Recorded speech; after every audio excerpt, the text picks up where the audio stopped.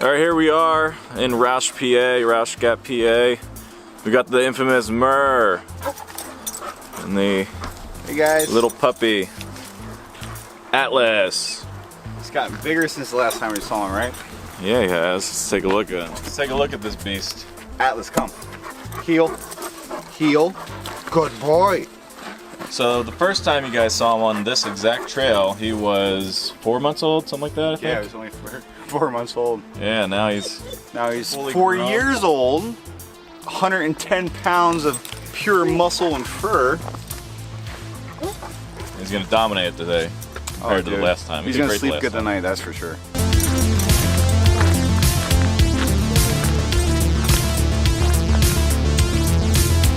Dude, every single time we come out here, I try to pack lighter than the previous trip.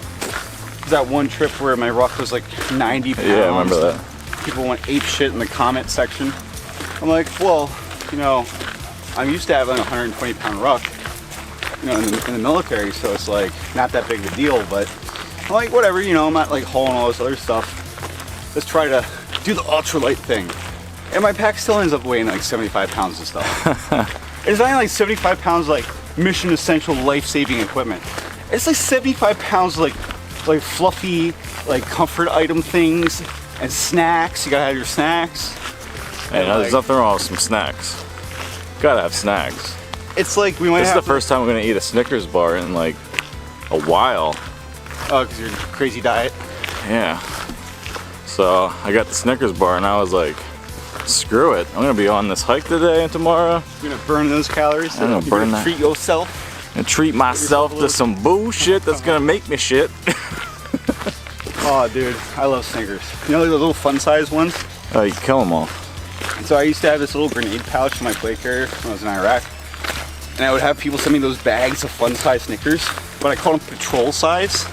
They're not fun size, they're patrol size. So you could just like pop one out, tear it open with one hand and eat it, and then stuff the wrapper in your cargo pocket. So it was like the perfect size, like Snickers, to have a snack as you go. I think I use grenade pouches for snacks more than I use them for grenades. They fit the little cans of Rippets. A grenade pouch would fit a Rippet can like perfect. For those of you that don't know what a Rippet is, it's a government issued energy drink. It's like a knockoff Monster. It's surprisingly good. If you would like to try Rippets, I suggest you find the seediest, most rundown gas station in your area. They're most likely to have a Rippet. I'm like super thrilled because they follow me on Instagram. That's how I knew I made it. When Rippet started following me. Unlike those bastards at NOS that refuse to follow me. Yeah, I haven't seen you NOS in a while. Dude, I've been like cutting down on the energy drinks. I'm getting old. You don't eat candy anymore? I'm trying really hard not to... Yeah, we're both the same. Over caffeinate. We're both within a year of each other, so we're pretty much the same age. Anyway, this is nice. Got back from Alaska, and Murr and I are gonna hit this up. We're gonna meet up with another friend, Adam. We'll see. We'll see if he shows up or not. Yeah, we'll see if he finds us. So here we are. We made it to the sign, as you can see here. Now where to? Down to our spot on the Appalachian Trail proper. Our spot. Let's go. Look at that pack. It's about as big as that, man. Dude, I don't have my other ruck right now. My boy Stevie is graduating the Special Forces qualification course. He's going to be a newly minted 18 Delta here in about a month. And I let him borrow my ruck when he passed selection, so kid's already threatening not to give it back. I'm like, no. I'm gonna want my ruck back. Just like you took my whoopee? Oh, you're not getting that back, man. You are not getting that. Dude, that whoopee, best thing I've ever stolen in my entire life. Hey, I offered to pay you for it. You just recently did, but the last like, 4 years, 7 years later, or whatever it is. Yeah.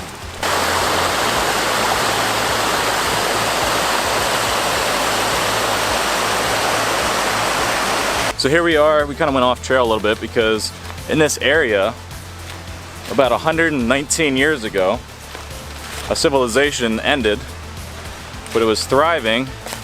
It was coal mining, right? Coal miners? There was a railroad that ran from Harrisburg all the way to, I think, to Philadelphia. And what they did was they would mine coal, and they would, like this village that was here, they would load it up on the train, and I would take it down the, like either Harrisburg, where they would float it via barge down the Chesapeake, right, get loaded on ships to be taken elsewhere, or they would take it down to Philadelphia, because like Philly it's always been a metropolis, it's always been growing like crazy.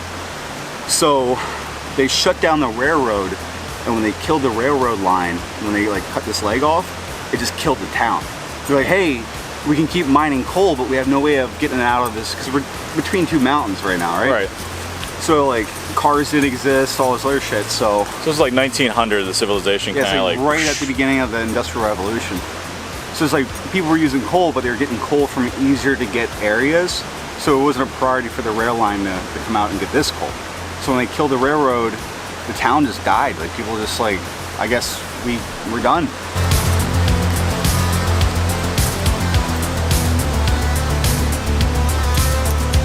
So it looks like this was the foundation of a house back in the day, right, Murr? Yeah, like see how you can see the stones where it's stacked, right? So how perfectly rectangular, you know, square shaped it is. There's a bunch of places like that all through here. We can go walk around. There's a cemetery and stuff down here. It's pretty creepy. It's cool though. It's yeah. like Only 100 years ago. Yeah, only 100 years ago, and it's like 19. barely a trace left. And here's another one. Perfect corners here. Perfect corner. Another foundation of a house.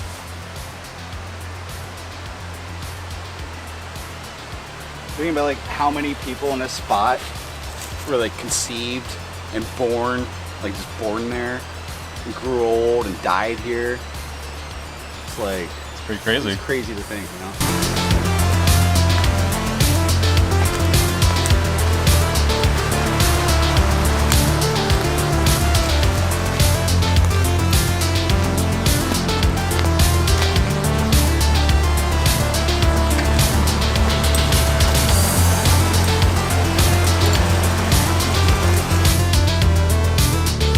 I'll tell you one thing I really like. It's these Eddie Bauer Guide Pro pants. These are awesome. You see them? They're great.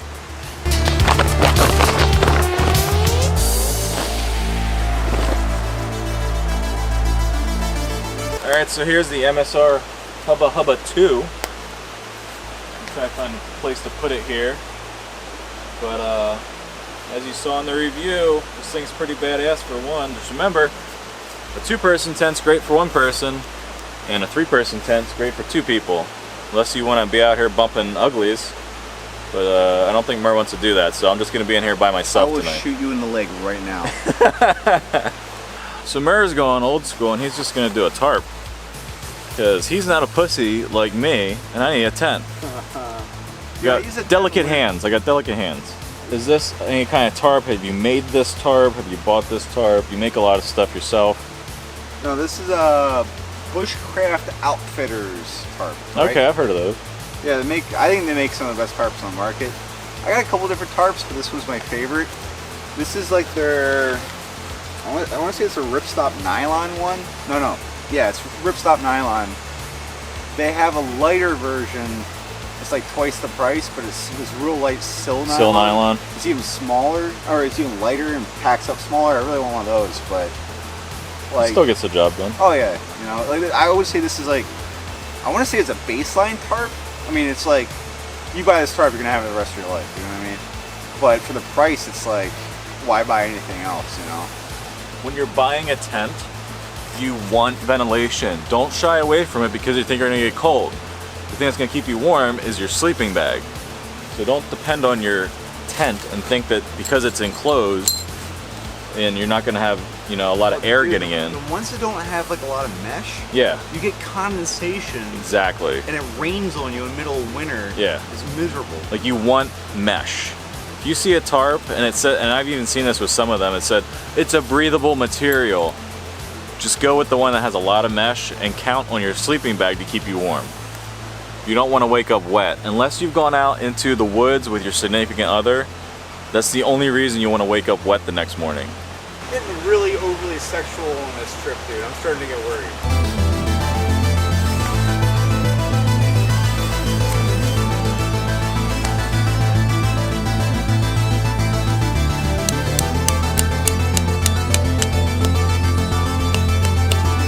MSR tent stake.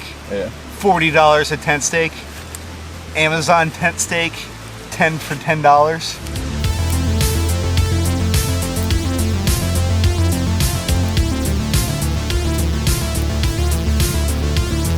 Alright, so here's a little field hack. This is something I've been doing for years. I line a Nalgene bottle with a Ziploc bag and I drop my eggs into it, right, one at a time. And what I could do is when I get out to the field, the Nalgene protected the eggs from getting cracked. But if you drop your ruck real hard or whatever, if you crack an egg inside, it just stays inside the Ziploc bag, right? And you just pull them, shake them one at a time out. Then you take the Ziploc bag, I take a dry sack, I put all my perishable food items in that dry stack, and I submerge it in the creek.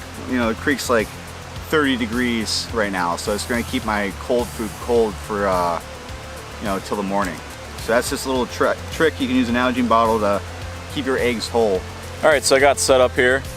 This is my MSR Hubba Hubba 2. What do you think about this, Nate? Yeah, that's a nice looking tent. You had that thing up in like a minute, so the pole design's kind of a unique layout, you know? Yeah, it's super easy. You just put it together, and it's color coded on the ends. So you just put the red on these two ends. As far as the footprint, the tent and the fly, everything on this end is red. Everything on that end is gray. So if you kind of get stuck putting it up, it's your fault. This is the caveman setup. I guess you call it the modern caveman. Modern. So tell everybody what you got here as far as your setup. You just got a pole on each end. Yeah, so since you took the good spot with your MSR, I had to adapt my system a little bit because I didn't have like two good trees. Usually I just take, there's this line I get. It's called Uncle Mac's utility cord. It's from RW Rope. It's like a spool of this real thin, it's like 550 cord. It's like the same strength as parachute cord. They have different strengths, like 150 pounds, 250 pounds. Anyway, you can get a spool like 100 feet of this stuff for like $3, $4. It's like super cheap.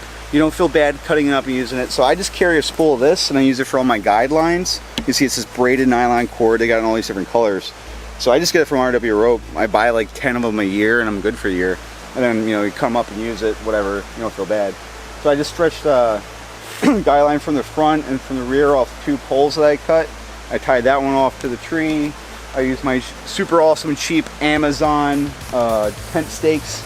So I got blaze orange tent stakes because I'm like, oh, I should get tactical black tent stakes. I'm like, why? So I can lose them and not find them.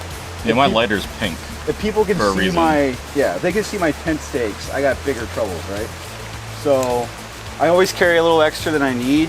You know, I carry like 10 of them. So then I stake down my trusty old Marine Corps field tarp as a ground cloth, keep it nice and taut. So it'll be easier to brush the dirt and stuff off of.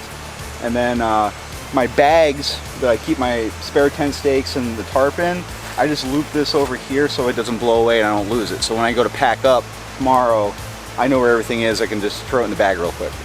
So what I like about the tarp is you get a lot of good ventilation. And camping with a dog is a lot easier too, because Atlas is like on the watch, right? He's on the prowl. He's looking for ninjas and cougars and whatever in the night. So why I like a tarp is that depending on how high you adjust the sides, you can see 360 degrees. So if you hear something go crunch or snap in the night, you can just hit it with your Surefire real quick and like, oh, it's just a raccoon, or it's, you know, oh, it's a Yeti, whatever, you know. So which would be awesome. I hope we see that. Oh yeah, dude, I would kill a Yeti. You know, I would. You wouldn't just take a video and then try to say it was a Yeti? No, because they're gonna disprove it. You can't disprove a dead body of a Sasquatch. Yeah, but the question is, would the Sasquatch be considered a person that you killed because it's a Sasquatch? It's an in-between. Look, I'm not debating. I'm gonna get in trouble. It'd be the same as killing a chimpanzee, right? People love chimpanzees. People are gonna go, oh, that guy, that asshole killed a Yeti. He didn't need to kill the abominable snowman, Sasquatch, whatever, right? But now we have physical evidence. I'll do my 5 years in prison, whatever. I'll write my book. It'll be worth it. All right, so the tarp thing, right? Why do I like a tarp? Tarps make more sense to me than tents, right? Especially like in a survival situation, right? Because of just situational awareness. Like I said, I can see 360 degrees around. I can adjust it higher. And I can just sit there and, you know, it does a great job. The only thing that sucks for is bugs. But what you can do is you can put your guy line underneath your tarp and get one of those like military issued mosquito nets, or other companies make them too. Like Summit makes a mosquito net. You can drape that off your guy line if you have it go underneath your tarp, and then you can have the same mesh bug protection that you would have from a full tent. But it's a hell of a lot faster to get out of than a tent, right? So like if you're in a tent, you got to be sure like there's absolutely nothing around there that wants to kill you or eat you, right? Tarps are just better all around because that you can see and you can get out. You can just run right out. You know, it's open. It's easy that way. As far as rain goes, like if you use sil nylon or like this Bushcraft Outfitter tarp, this is this heavy water like DWR treated ripstop. You know, it's a lot lighter. This is a much bigger tarp, but it's lighter than Marine Corps tarp. You know, a lot lighter. I've used those with hammocking. So if you look at my hammock videos, I'm using a very similar tarp as the top of it, and that works great. I think this is a 10 by 12. It's a little bit bigger than what I usually like. I think like the Marine Corps one's like an 8 by 10. I think that's a little bit more of a... What about that sil nylon one that I gave you a long time ago? The green one? Yeah. You remember who made that? It's 10 by 10, I think. Yeah, I like that size. I can't remember the brand of that. I almost brought that, but to be honest with you, I couldn't find it. Yeah, it was Canadian something. Felfab. Is that who it was? Felfab. Yeah, that was, I like that tarp. I use that one quite a bit. But, I mean, dude, I got like a million tarps. But I keep going back to the Marine Corps tarp because it's like heavier duty. So if I'm like with rocks and sticks and stuff, I like a heavier duty tarp. And plus the Marine Corps tarps, they're like, you can get them surplus for like 30, 40 bucks, right? If you got a nice sil nylon or one of these other tarps, you're like $80 to $200 depending on whose tarp you have. So that's a consideration. I'd rather destroy a Marine Corps tarp from rocks and sticks and stuff than a nice, you know, civilian one. But no, dude, this is my favorite setup. This is the way I'll camp for the rest of the summer. And then once it gets cold, like November, that's when I'll switch back to the tent. But dude, honestly, I'm impressed with this MSR. I didn't think I was gonna like the color of it, but that soft gray and like the maroon red. I mean, it's not super overt, but it's not super covert either. So like, you could use this. I think you could use it for hunting, or if you want to go camping, you know, in a place that you're allowed to.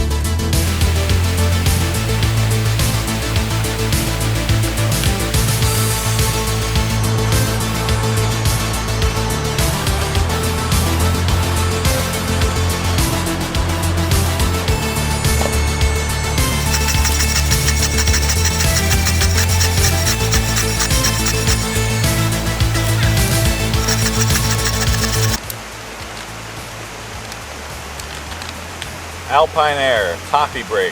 What do you think? Dude, those are good. So per serving is 340 calories, 22 grams of fat, which you 1 ounce in the wood. 28 grams of carbs, 7 protein. There's 3 servings per, so I've had 2 servings probably.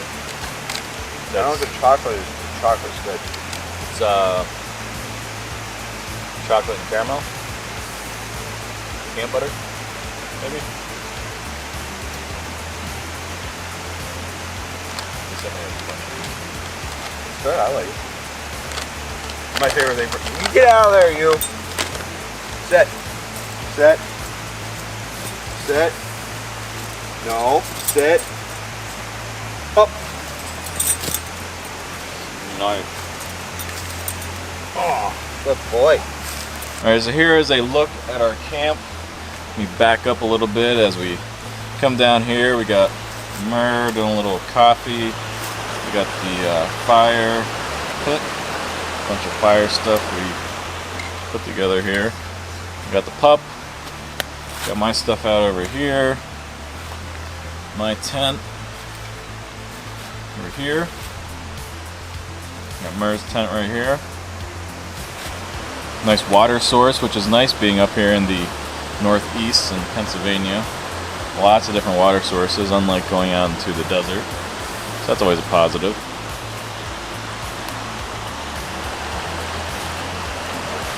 Your thoughts on this location? I like this spot, man. I've come here a lot over the last couple of years. Was I the first person to take you along this stretch? Yes. Yeah, almost everybody I've ever brought up to this stretch of the Appalachian Trail, everybody falls in love with it and they start like going out on their own, you know, or taking their own friends, like their girlfriends and wives and stuff out here. It's just such a pretty stretch, you know. Got that white noise of the bubbling brook, you know.